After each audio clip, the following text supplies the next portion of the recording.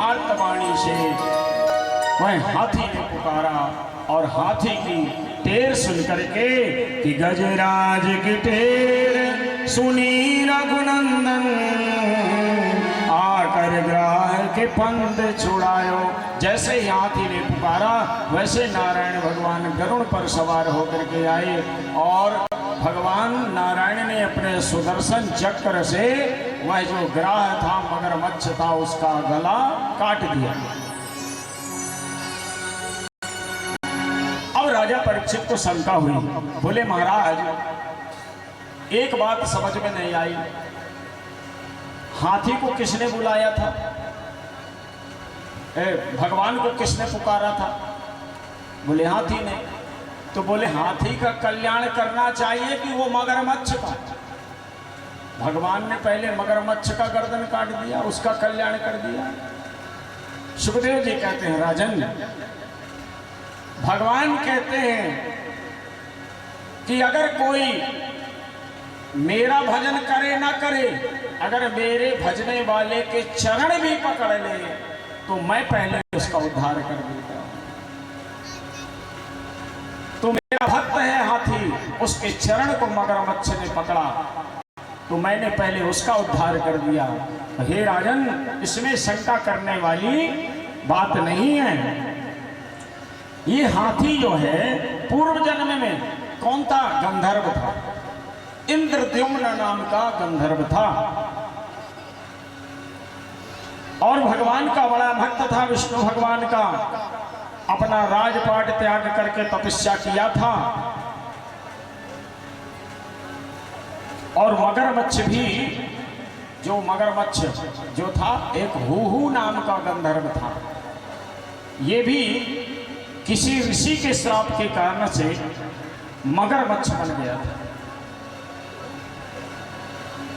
और आज नारायण भगवान ने दोनों का उद्धार किया। अब हाथी ने सोचा कि हे भगवान, अब मैं क्या करूं, क्या पेश करूं तुमको? मेरे सामने परमात्मा खड़े हैं, मैं परमात्मा को क्या दूं, क्या भेंट करूं? तो हाथी ने अपने सूंड से ही उस जो तालाब में कमल खिले थे ना, नील कमल सूंड से फंसा करके और नारायण भगवान को भेंट किया और कहा कि प्रभु ये फूल मैं तुम्हें अर्पण कर रहा हूं। नारायण भगवान ने उस फूल को ग्रहण किया। तब से लेकर के जब भी आप नारायण भगवान विष्णु भगवान के हाथ में देखोगे, एक हाथ में कमल का फूल रहता है, वह हाथी के द्वारा दिया गया है, वही गजराज के द्वारा भगवान को दिया गया है। पद्म कमल। बोलिए हरि नारायण भगवान की जय। इस तरह से भगवान का हरि अवतार हुआ। आगे की कथा का वर्णन करूं हे राजन, जो मैंने तुम्हें कल कथा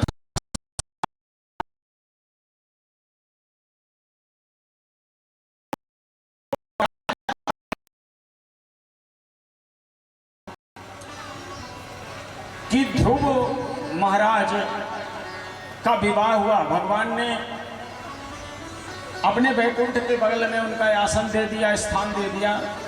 ध्रुव लोग, ध्रुव महाराज की दो पत्नियां हुई, एक भ्रमी और एक वायु। भ्रमी नाम की जो पत्नी थी उससे दो पुत्र हुए, कल्प और वत्सर। और वायु नाम की जो पत्नी थी उससे एक पुत्र हुआ उत्कल और एक पुत्री हुई इला। ऐसे ध्रुव वंश चला। ध्रुव वंश के बाद में महाराज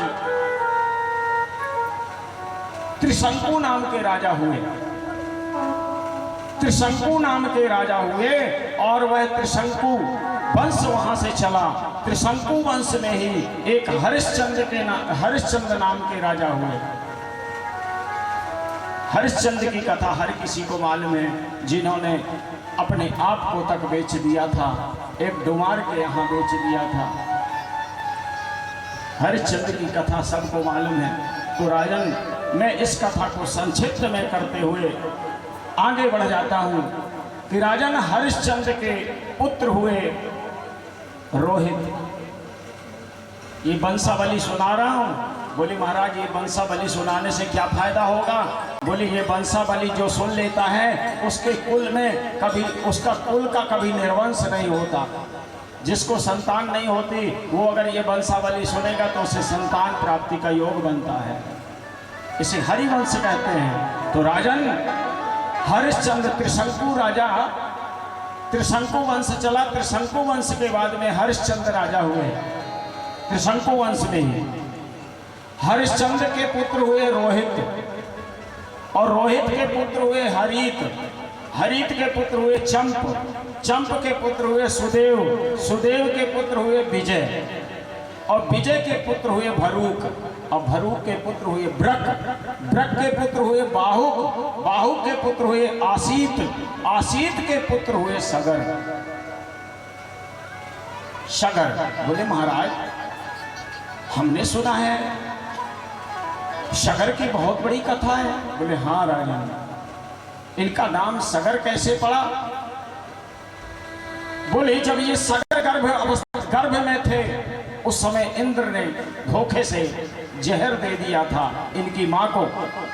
जहर देने के बाद, जहर पीने के बाद भी ये सुरक्षित रहे, इसीलिए इनका नाम सगर हुआ।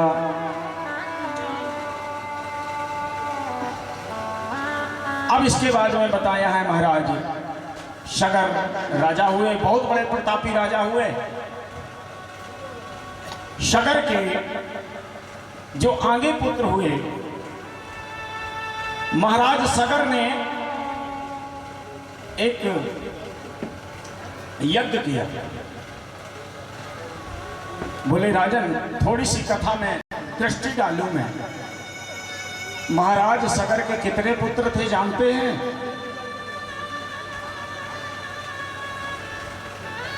महाराज सगर के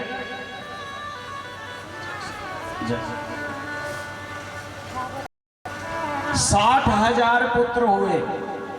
महाराज सगर के 60,000। अच्छा महाराज तो 60,000 पुत्र हुए तो 60,000 पुत्रों की कथा भी होगी ना? बोले हाँ राजन, सगर के ही वंश में सगर के जो पुत्र हुए तो पहले पुत्र जो हुए असमंजस हुए, और असमंजस जो पुत्र हुए उनके पुत्र जो हुए वो अंशुमान हुए।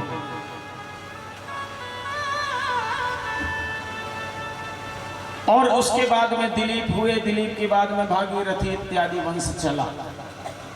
तो महाराज सगर के वंशों का वर्णन मैं सुनाता हूं। महाराज सगर ने अपने 60,000 पुत्रों के साथ में एक यज्ञ किया, अश्वमेध यज्ञ। तो महाराज अश्वमेध यज्ञ में घोड़ा छोड़ा जाता है।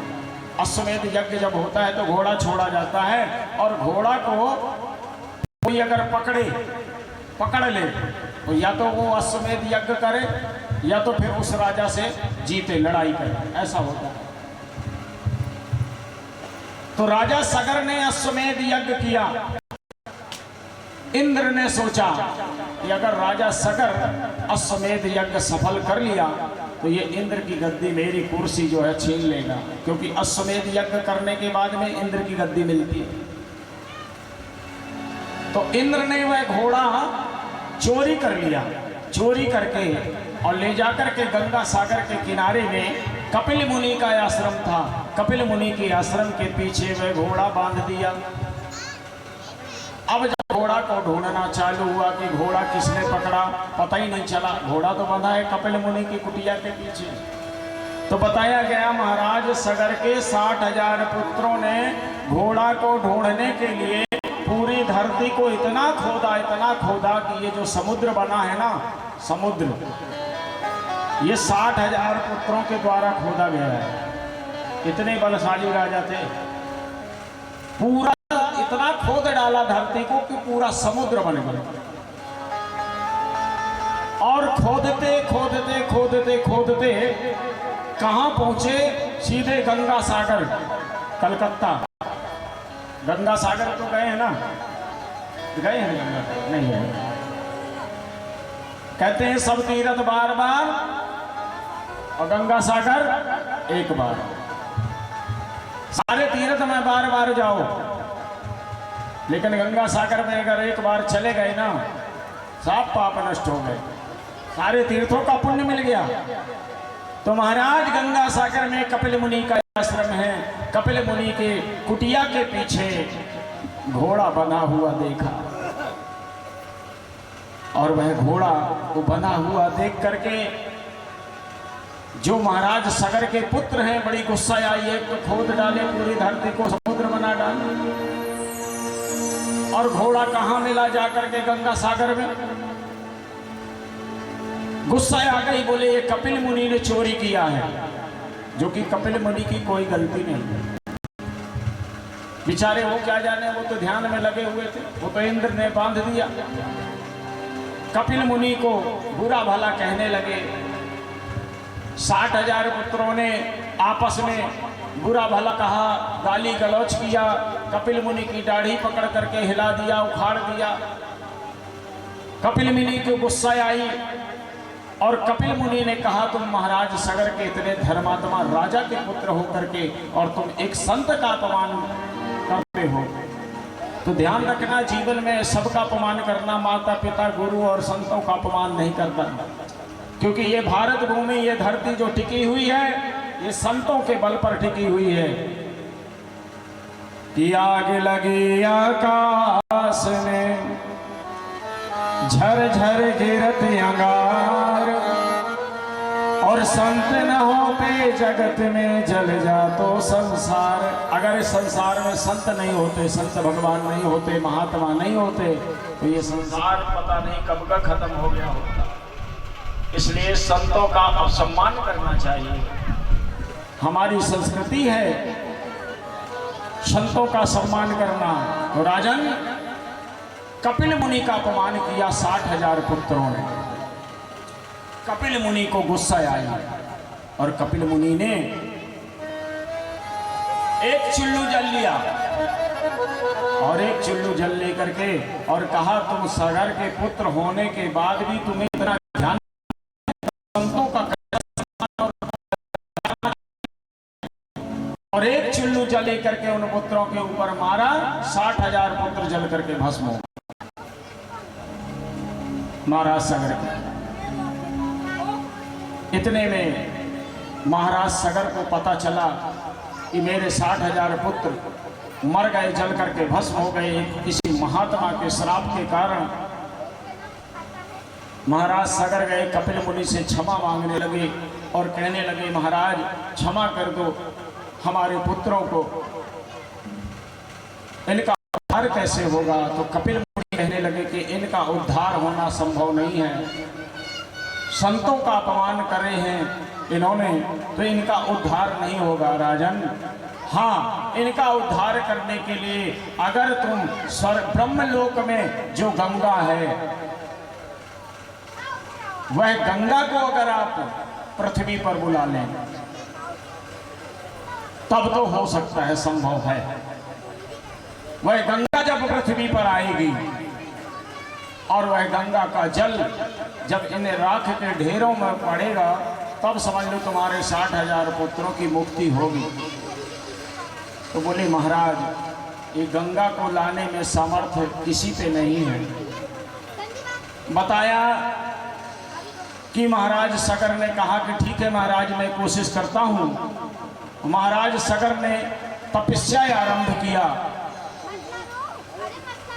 गंगा को लाने के लिए, घोर तपस्या किया। 20,000 वर्ष तक गंगा का ध्यान किया, पूजन किया, लेकिन गंगा जी प्रकट नहीं हुई। ध्यान से सुनिए, गंगा उत्पत्ति की कथा चल रही है। 20,000 वर्ष तक राजा सगर ने गंगा को लाने के लिए तपस्या किया, लेकिन गंगा प्रकट नहीं हुई। और जब महाराज सगर का प्राणांत हो गया तो उनके एक पुत्र थे असमंजस। असमंजस ने तपस्या किया असमंजस महाराज ने 7000 वर्ष तक तपस्या किया गंगा को लाने के लिए, लेकिन यह गंगा पृथ्वी लोक पर नहीं आई। जब नहीं आई और 7000 वर्ष के बाद में असमंजस भी खत्म हो गया।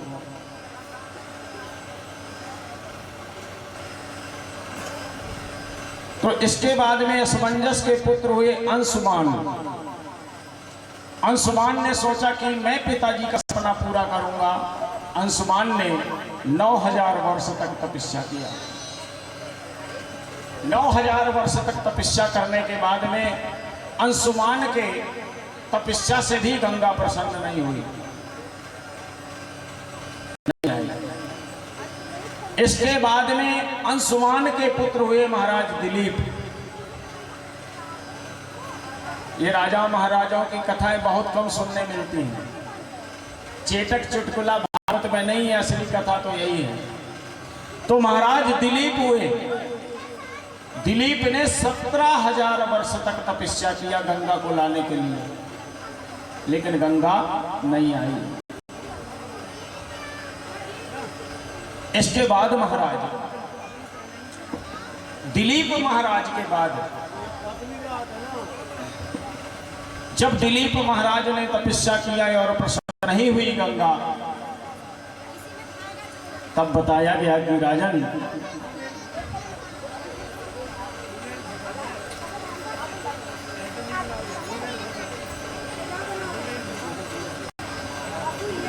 अच्छा पहले बता लो फिर कथा करेंगे।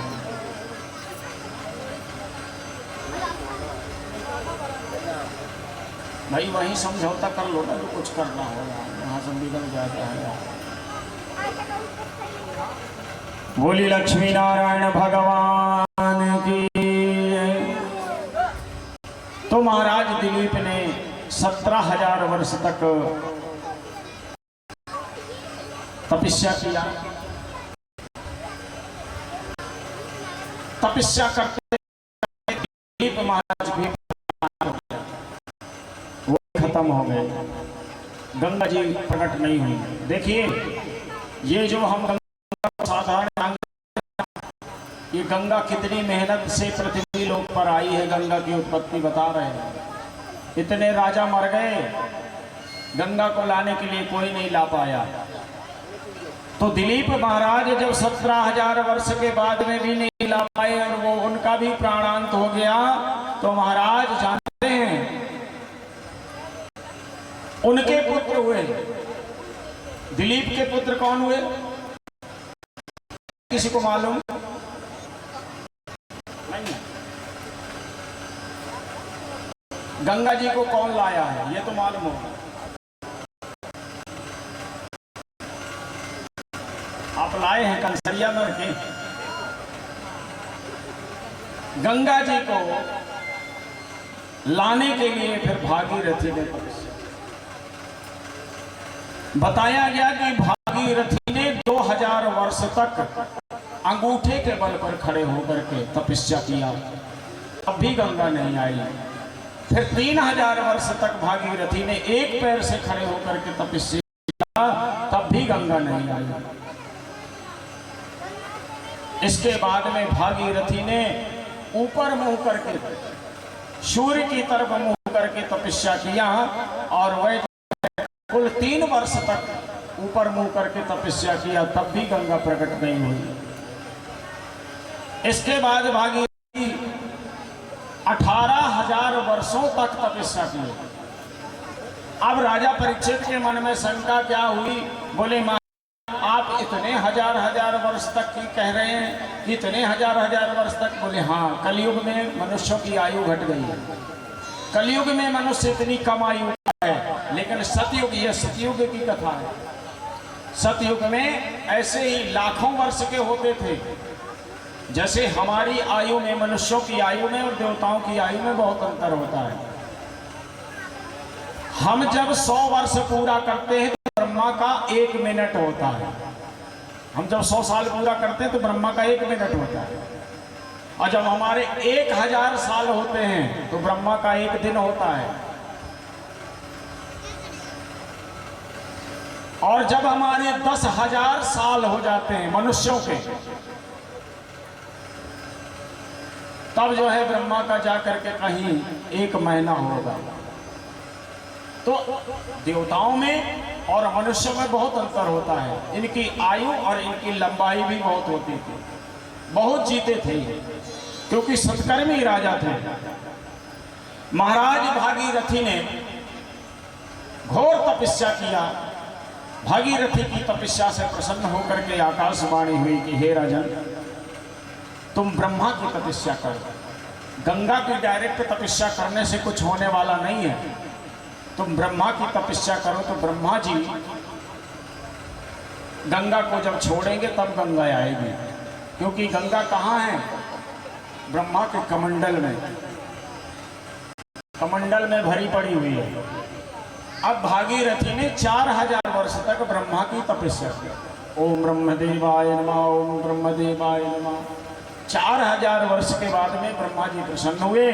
4000 वर्ष के बाद में प्रसन्न होकर के ब्रह्मा जी ने कहा, ठीक है भागीरथी, मैं गंगा को छोड़ तो दूंगा और ब्रह्मलोक से, लेकिन यह जो गंगा है इसका वेग इतना तेज है कि यह आते ही पाताल लोक को चली जाएगी, इतनी तेजी से आएगी।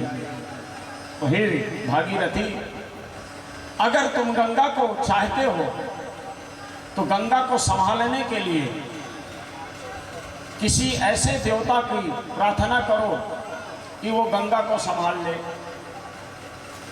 क्योंकि गंगा इतनी तेज है। तो बोले महाराज मैं किसकी तपस्या करूं? तो बोले संसार में तीनों लोकों में सिर्फ एक ही है ऐसा जो गंगा के भार को संभाल सकता है। तो गंगा जी को कौन संभाल सकता है ये तो जानते ही होंगे, मालूम है किसी को? गंगा जी को कौन संभाल सकता है? कौन सा देवता है ऐसा? देवाधिदेव महादेव भोलेनाथ। भोलेनाथ की तपस्या करो, शिव जी की तपस्या करो। अगर शिव जी चाह लेंगे तो वो गंगा को संभाल लेंगे। अब भागीरथी ने वो भी तपस्या किया भगवान शिव जी की। 5000 वर्ष तक तपस्या किया। 5000 वर्ष जब तपस्या किया तब कहीं जाकर के भोले बाबा प्रसन्न हुए और प्रसन्न होकर के कहा भोले बाबा की, भागीरथी बोलो तुम्हें क्या चाहिए? बोले महाराज गंगा को घमंड हो गया है। गंगा जी पृथ्वी लोक पर आने के लिए तैयार है, लेकिन कहती है कि मेरा वेग इतना तेज है, मैं इतनी तेजी से आऊंगी कि मुझे कोई संभाल नहीं सकेगा। तो महाराज आप कृपा करिए मेरे ऊपर। शंकर जी ने कहा भागीरथी ऐसा है तो ठीक है, तुम चिंता मत करो, बुलाओ गंगा को, मैं धारण करूंगा। और भगवान शंकर जी अपनी जटा खोल करके बैठ गए। और शंकर जी जैसे जटा खोल करके बैठ गए, भागीरथी ने गंगा का आवाहन किया, गंगा जी को पुकारा, गंगे गंगे गंगे गंगे। ऐसा गंगे करके जब भागीरथी ने पुकारा तो ब्रह्मा जी ने अपने कमंडल से 3 बूंद मात्र कमंडल से जल छोड़ा और वही जल इतनी तेजी से आया कि पूरा जल जो है भगवान शंकर जी की जटाओं में समा गया और सारे देवता जो है आकाश मार्ग से फूलों की वर्षा करने लगे। बोलिए गंगा मैया की जय। गंगा दर्शनम पुण्यम स्पर्शनम पापनाशनम अलिंगेन महत्पुण्यम चुम्बनम मोक्षदायकम। गंगा जी का दर्शन मात्र कर लेने से पुण्य हो जाता है। मात्र अगर दर्शन भर हो जाए गंगा का, स्पर्शनम पापनाशनम, अगर गंगा जल हम छू भर लेना तो सारे पाप नष्ट हो जाते हैं। अलिंगेन महत्पुण्यम, आलिंगन गंगा में स्नान कर लेने से महापुण्य होता है। चुम्बनम मोक्षदायकम, गंगा जी का जल अगर एक चिल्लू जल पी लिया जाए तो मोक्ष की प्राप्ति हो जाती है। आकाश मार्ग से देवताओं ने फूलों की बारिश किया शंकर जी के ऊपर और कहने लगे, हर शिव शंकर तेरी जटाओं से बहती